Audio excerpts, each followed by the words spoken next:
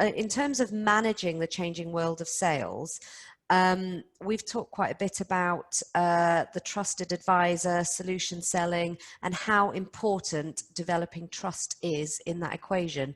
There is a trust equation. Can you talk us through it?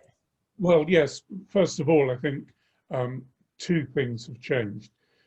Until a few years ago, most people would have said trust is random, you can't accelerate it, it's just happens or doesn't happen.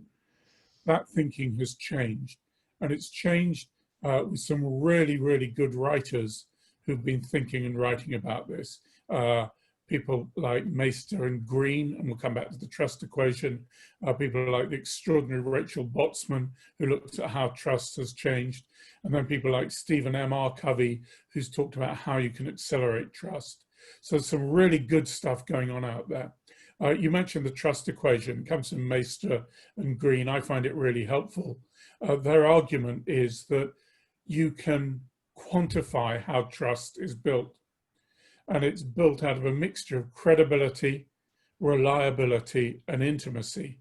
So we should be looking all the time to say, how do I come across as more credible? It's who I know, it's what I know, it's how I communicate. Reliability, do I do what I say I do, and do the team around me do what they say they'll do? Under promise, over deliver. And then intimacy, which is interesting in a remote context, is how do we get close to people and develop that relationship, which is so important. Now, their argument on the equation is that all those are multipliers. Do those and trust grows. But it's divided by what they call self-orientation. So you may in the past have been sold to really well by somebody in a shop.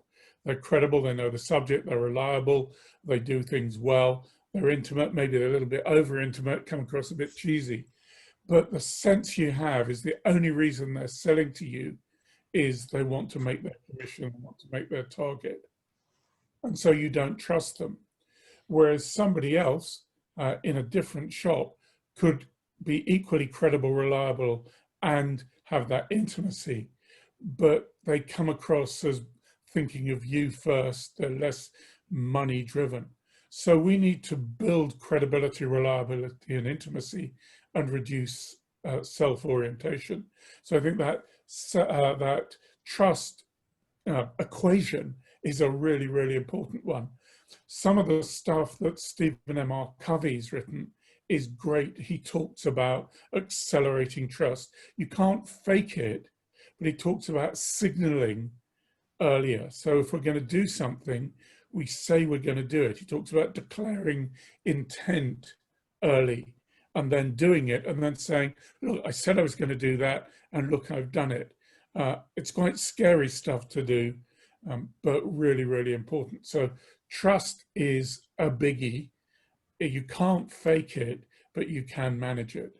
And relationship building underpins most of the insurance industry, and that's how most insurance brokers develop their sales is through relationship building, and you can't do it effectively if trust isn't imperative to everything you do.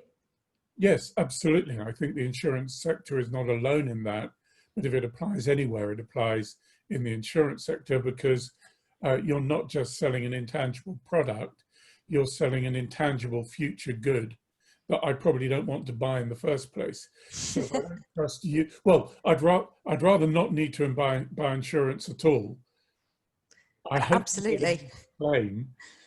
I want to know that you and your provider will be around should I need you. So trust is absolutely fundamental.